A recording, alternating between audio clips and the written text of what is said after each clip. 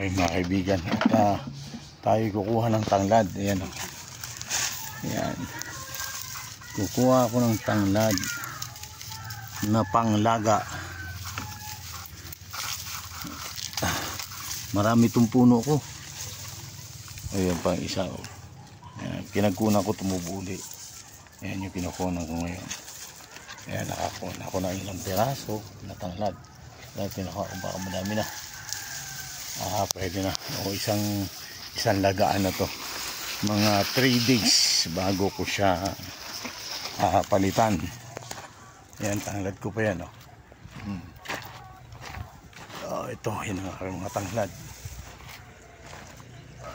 Biglang tumaba yung aking rambutan. Rambutan po yan.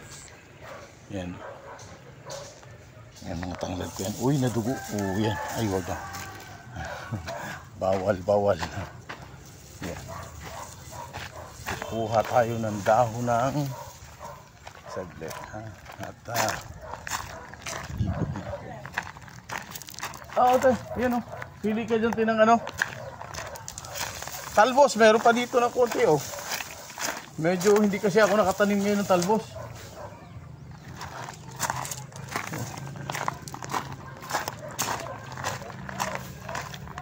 Magaganda to yung ano, bulaklak. Oh. Pag kulang dyan tayo, meron dito tayo. Pag kulang, to. Meron, tsaka dun oh.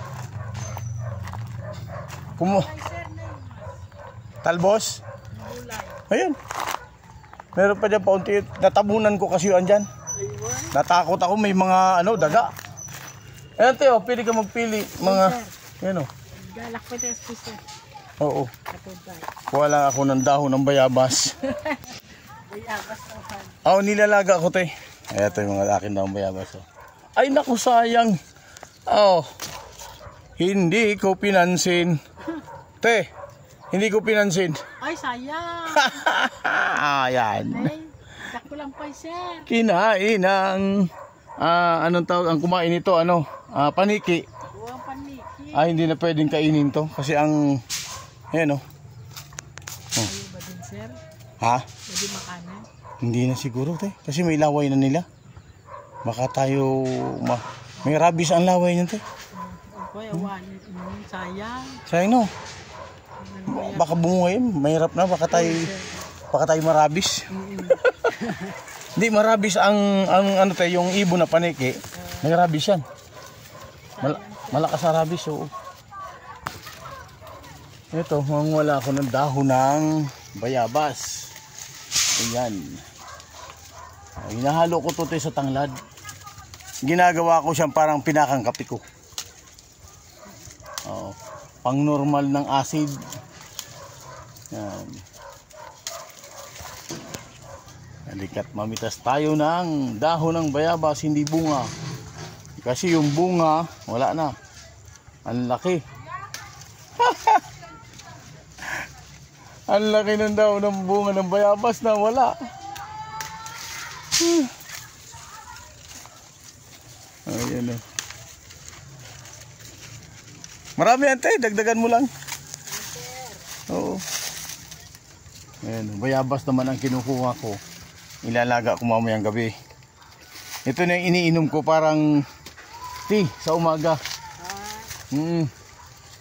Kasi acidic ako te. Ako yung to, may arthritis ako.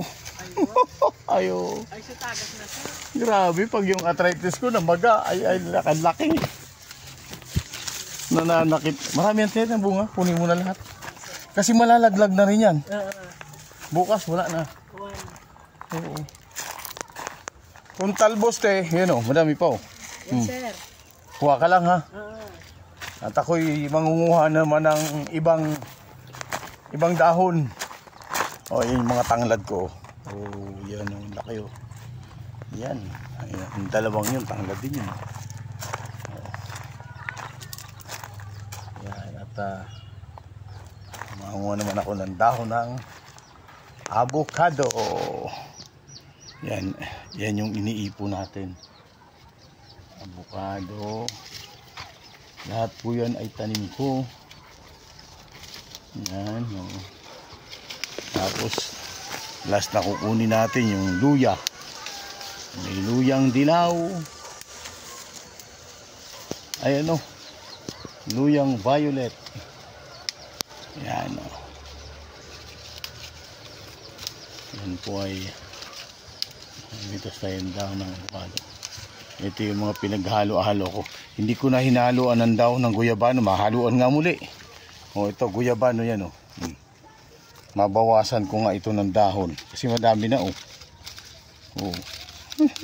Matitigas na pati yan o. Guyabano. O. Tabi-tabi ang dahon. Mabawasan na para lalo siyang gumanda. O, puro dahon. Ang lalaki ng dahon ng guyabano ko. Ilan na ba yung nakuha ko? Pag pinaghalo-halo, ang dahil kong guyabano rito. Yan, isang puno, 2 puno, 3 puno, 4 puno, 5, 6, 7, 8, 9, 10, tabi-tabi, 11, 12, 13, 16, 17, 18, 19.